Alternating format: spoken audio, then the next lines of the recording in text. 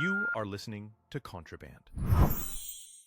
This Black History Month, instead of talking about notable individuals, though, this was the first Black person to write their name in cursive, or this was the first Black person, to stub their toe on a bed frame. We're going to talk about some crews, some groups, some organizations, whether they were formal or not, who changed history. And the first one we're going to talk about is the Massasoit Guards. The Massasoit Guards were mainly from Boston.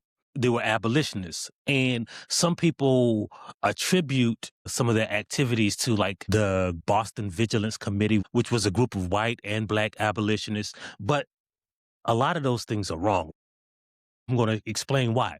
So first of all, we're going to talk about some of the members. One of the early members was Charles Lewis Mitchell, who was from Boston. He was tied for first to be the first Black person elected to the Massachusetts State Assembly and like the second Black dude elected in America to a state legislature. And the other person he was tied with was Edward Walker, who was the son of David Walker. And if you've read Contraband Camp, one of the greatest pieces of resistance literature ever written was David Walker's Appeal in 4 parts to the colored people of the world. Well, Edward Walker was born right after his father died. So he actually never met his father, but he was part of this group of tight Black dudes who were also members of the Boston Vigilance Committee, along with Lewis Hayden. And Lewis Hayden, he was born enslaved in Kentucky, escaped with the help of some people from who we talked about earlier, Oberlin. And the story is when the person from the Oberlin stop on the Underground Railroad asked him, "Why do you want your freedom?" Lewis Hayden said, "Because I am a man." So he was one of the founders of the Massasoit Guard with Robert Morris, who is called like the first successful Black lawyer in America. He was also probably the first Black lawyer to file a lawsuit and definitely the first Black lawyer to win a lawsuit. And the other one was John P. Coburn, who with Morris was kind of actually one of the founders of the Massasoit Guards. John Coburn was like real rich, like literally the third richest man in Boston, Black dude. So who were the Massasoit Guards? Well, the Massasoit Guards, again, most of them, almost all of them, were members originally of the Boston Vigilance Committee, which was Black and white. But the Massasoit Guards soon realized, hey, we got to have our own little group because like these white dudes ain't really about that life. And when they realized that was with Shadrach Minkins. Shadrach Minkins was born in slavery. He escaped on his own and then he came to Boston. And the fugitive slave hunters discovered he was in Boston, and some of the white lawyers in the Boston Vigilance Committee was like, "Hey, man, we can help him. We can file a lawsuit. We can try to get an injunction." They filed a writ of habeas corpus.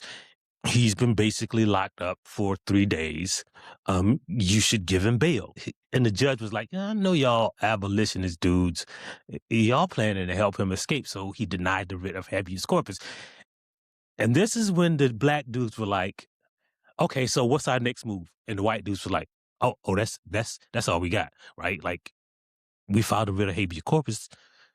The judge said, "No, what else are we supposed to do?" So on the day of his arraignment, Edward Walker, Robert Morris, Lewis Hayden, and a bunch of all Black dudes put on masks, like some Pooh Shiesty masks. I don't know if they were Pooh Shiesty masks, but like in my mind, that's how they look. And they just ran up in the court and just grabbed Shadrach Minkins and essentially kidnapped him and hid him out. They refused to tell the white dudes where they had hid Shadrach Minkins and then helped him escape to Canada. John Coburn, who was like real rich, he and Robert Morris started asking, "Hey, why don't you let us join the militia?" But the people in Boston was like, "Black dudes with guns? Oh, hell no." So they just formed their own group called the Massasoit Guards. And so first the thing they did was create this public relations campaign. Everybody knew who they were. whenever the fugitive slave hunters would come to try to re-enslave somebody, the Massasoit guards would show up. Right. So, for instance, when the fugitive slave hunters caught this dude named Anthony Burns, they broke down the door and tried to get Anthony Burns up out of there. But the bad thing was, a federal marshal was killed. Nobody really knew who killed him until one of the white dudes actually snitched on Lewis Hayden. Lewis Hayden and Robert Morris and James P. Coburn, they kept pushing the state to make them an official militia. The reason they had to ask the state was because the state militia law only allowed white people, it specifically said white people, could be a part of the militia. So the Massasoit guards were like, all you got to do is just strike the word white out of there. But after Lewis Hayden killed that dude, it was no deal. So when Ellen and William Craft, I don't know if you ever heard about this story of Ellen and William Craft. Ellen could pass for white. She was enslaved. So she pretended to be a man who was traveling with her slave, who was actually her husband. Well, when they got to Boston, right, the fugitive slave hunters were behind them. The Massasoit guard passed out flyers saying, hey, these guys are the actual fugitives. And so they kept arresting the slave hunters on charges like literally like speeding, carrying a concealed weapon. And so that allowed Ellen and William Craft to escape. Anyway, they kept doing stuff like this. And by the time the Civil War started, the Union Army needed some soldiers. So Robert Morris was like, hey, yo, like, y'all don't even got to train us. We already got the soldiers. So the Massasoit Guards became the 54th and 55th Massachusetts Infantry Regiment, the first black units to fight in the Civil War. They are the people that the movie Glory was about. They had this young soldier who had also escaped slavery from Kentucky. He served in the Massasoit Guard. They had a kid, and that child was Paul Laurence Dunbar.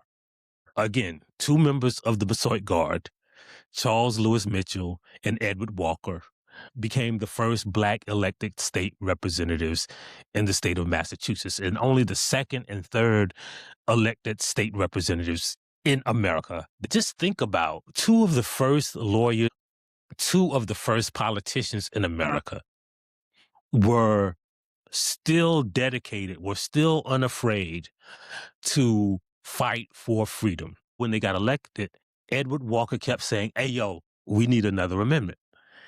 And everybody was like, what? It's like, yeah, like, okay, so the 13th Amendment freed enslaved people, right? And the 14th Amendment, right, made us citizens and, protected our right, gave us due process. But states control the voting.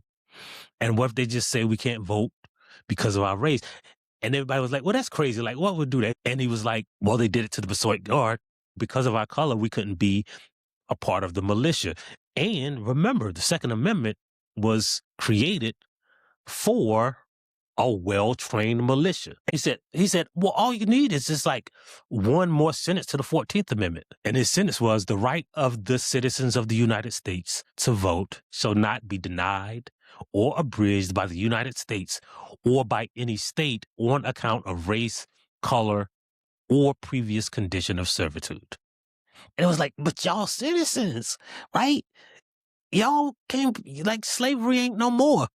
Why do you need that? And he was like, trust me, bruh, y'all need it. His proposal was rejected by a vote of 14 to 130. Even his own party members voted against him. And then states in the South started passing black codes. And so Congress got together again and wrote another amendment. And the 15th Amendment was just the amendment that Edwin Walker had been trying to get America to pass. Again, he put his whole political career on the line for the sake of his people. And when they said he was wrong, they never turned around and said he was right. Anyway, after the Massachusetts 54th and 55th joined the Civil War, they were stationed in South Carolina at a huge contraband camp. And so during the Battle of Fort Wagner, they took a bunch of losses. A lot of them died because the nurse was tending to the white patients. And that nurse got so much praise, so much attention. Clara Barton, she formed the Red Cross. Well, the nurse that took care of the black patients was an old friend of the Masonic Guard, and her name was Harriet Tubman. And that's the story of the Masonic Guard, one of the blackest crews of all time. You are listening to Contraband.